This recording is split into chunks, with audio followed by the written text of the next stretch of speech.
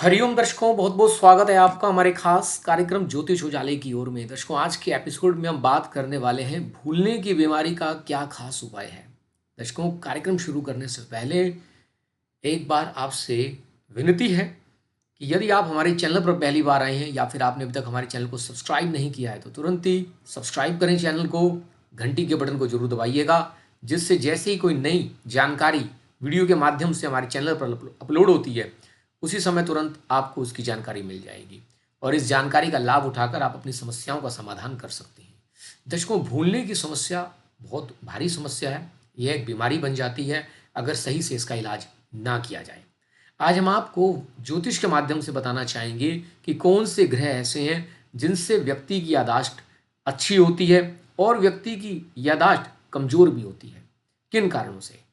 यदि जन्म कुंडली के अंदर बुधदेव और चंद्रदेव की स्थिति ठीक नहीं है, यदि बुधदेव और चंद्रदेव कमजोर हैं, पीड़ित हैं किसी भी पाप ग्रह के द्वारा, तो ऐसे में व्यक्ति भूल जल्दी जाता है, उसकी याददाश्त कमजोर होती है, उसकी मेमोरी वीक होती है।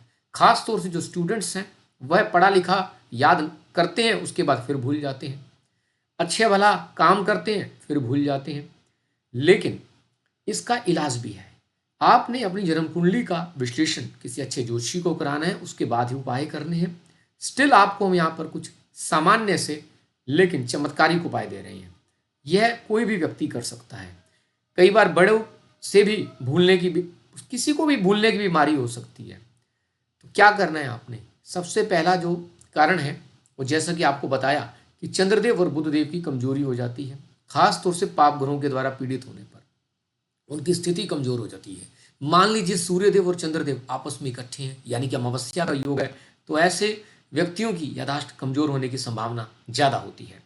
बुधदेव भी सूर्यदेव के पास 13 अंशों से कम की डिग्रीज में है, मतलब अंशात्मक दूरी कम है, तो भी बुध अस्त योग बन जाता है। राहु महाराज की चंद्रदेव के साथ स्थिति, राहु देव की बुधदेव के साथ स्थिति, हालांकि यह एक ग्रहण योग भी बन जाता है, और साथ ही साथ अगर बुधदेव के साथ होते हैं और सही भाव में हो तो बहुत चमत्कारिक प्रभाव भी देते हैं। ऐसे बच्चे बड़े जीनियस होते हैं, ऐसे व्यक्ति बड़े जीनियस होते हैं, दिमाग बहुत तीव्रता से काम करता है, लेकिन ऐन मौके पर यह भुलावे का शिकार हो जाते हैं। तो आपको क्या करना है? आपको सबसे पहला कार्य तो ये करना है, नित्य प्रतिदिन रीडिंग जरूर करनी चाहिए।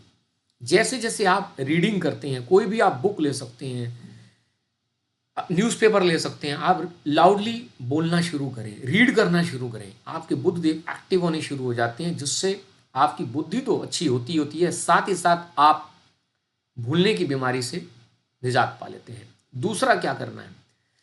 दूसरा, आपको अपनी माता के चरण स्पर्श करके रोजाना आशीर्वाद लेना चाहिए, और एक चांदी की कोई भी सामग्री, कोई भी आर्टिकल आप अपनी माता से सोमवार के दिन, खास तौर से अगर पूर्णिमा उस दिन हो तो उस दिन आप चांदी से बनी हुई कोई भी वस्तु आप अपने पास लेकर रख सकते हैं।